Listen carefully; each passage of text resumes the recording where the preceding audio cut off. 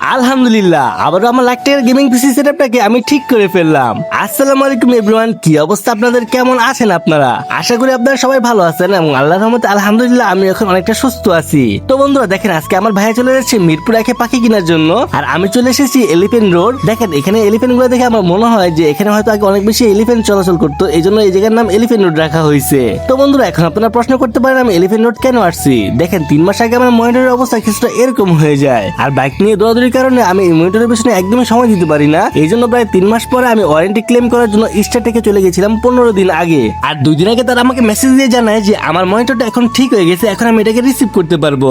এই জন্য আমি দৌড়ে দৌড়ে চলে যাই স্টার টেকের সার্ভিস সেন্টারে এবং টোকেন কেটে সেখানে অনেকক্ষণ অপেক্ষা করতেছিলাম যে কখন আমার নাম ধরে ডাকবে আর কখন আমি আমার মনিটরটা নিয়ে বাসায় যে আবারও পিসি সেটআপটা ঠিক করব। তো বন্ধুরা প্রায় 5 মিনিট বসে থাকার পরে তারা আমাদের নাম ধরে ডাক দেয় এবং আমরা চলে যাই আমাদের মনিটরটাকে নেওয়ার জন্য।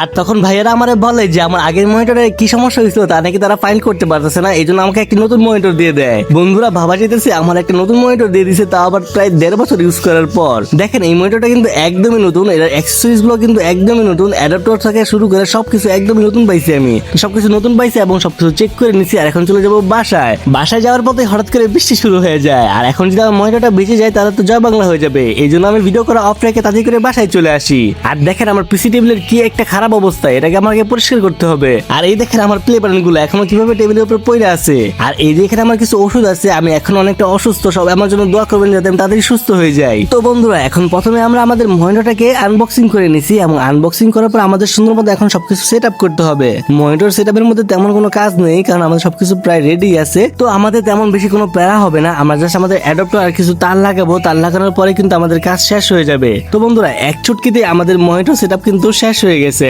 এখন আমরা কিবোর্ড, মাউস এবং আমাদের স্পিকারের লাইনটা আমাদের পিসির সাথে কানেক্ট করব। এগুলা 3 মাস পরে ছিল, এই জন্য অনেক বেশি ময়লা হয়ে গেছিল, তাই আমি সবকিছু পরিষ্কার করে সুন্দরভাবে ইনস্টল করতেছিলাম যাতে কোনো ময়লা থেকে না যায়। আর ময়লা জিনিসটা আমার একদমই পছন্দ না, তাই আরো বেশি করে পরিষ্কার করতেছিলাম। তারপর তারগুলো সব জায়গায় লাগাই দিছিলাম। তো ফাইনালি শত তার আমাদের লাগানো শেষ হয়ে গেছে। এখন আমরা মনিটর এবং পিসির লাইনটা আমাদের মাল্টিপ্লাগের সাথে কানেক্ট করে দিলাম। এরপর দেখি যে আমাদের পিসি কি এখনো ঠিক আছে নাকি পিসি জয় বাংলা হয়ে গেছে। আলহামদুলিল্লাহ বন্ধুরা আমাদের পিসি কিন্তু এখন ঠিক আছে। আমরা সুইচ দিলাম এবং সবকিছু কিন্তু সুন্দর মতন অন হয়ে গেছে। দেখতেই পারতেছেন আমাদের মনিটরের লাইনটাও কিন্তু সুন্দর মতন চলে আসছে। আর এটা দেখে কিন্তু আমার মনটা একদমই ভালো হয়ে গেছে, অনেক বেশি খুশি হয়ে গেছি। প্রায় 3 মাস পরে আমাদের পিসি সেটআপটা আবারও ঠিক হইলো। তো এখন আমাদের প্লে বাটন গুলো আমরা জায়গা মতন সেট আপ করে ফেলবো, কারণ এগুলা কিন্তু এতদিন টেবিলের নিচে এবং টেবিলের উপরে পড়ে ছিল। তো সুন্দর মতন প্লে বাটন গুলো জায়গা মতন সেট আপ করে দিলাম। আর এখন দেখতে পারতেছেন আমার পিসি এবং মনিটরের একটি র লুক। আমাদের ব্যাকগ্রাউন্ডের অবস্থা এখনো খারাপ, কারণ দেওয়ালের চামড়া উঠে গেছে, সোজা কথা বলতে যেটা আমরা বুঝি। তো এগুলো ঠিক করে ফেলবো কিছুদিন পরে ইনশাআল্লাহ। তো দেখতেই পারতেছেন আমাদের পিসি সেটআপটা কিন্তু এখন সুন্দরও লাগতেছে, একদম পুরো মাখন। তো বন্ধুরা এখন আপনাদেরকে আমার বিদায় জানাতে হবে। সবাইকে আল্লাহ হাফেজ, আসসালামু আলাইকুম।